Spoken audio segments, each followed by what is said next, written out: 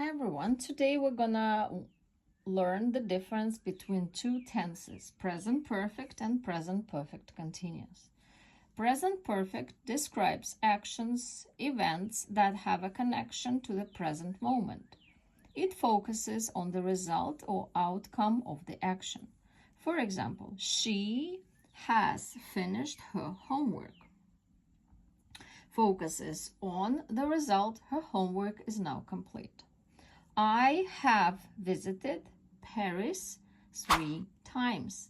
It indicates past actions with relevance to the present moment.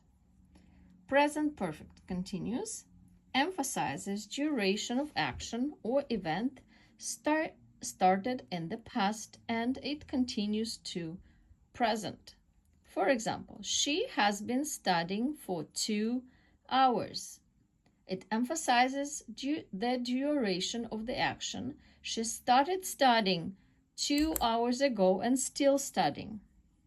They have been waiting for the bus since noon. It emphasizes the duration of the action. They started waiting at noon and are still waiting. Now let's do some practice sentences. He at the company for 5 years. We can use has worked here, that is present perfect, to indicate a completed action with a connection to the present. He at the company for 5 years.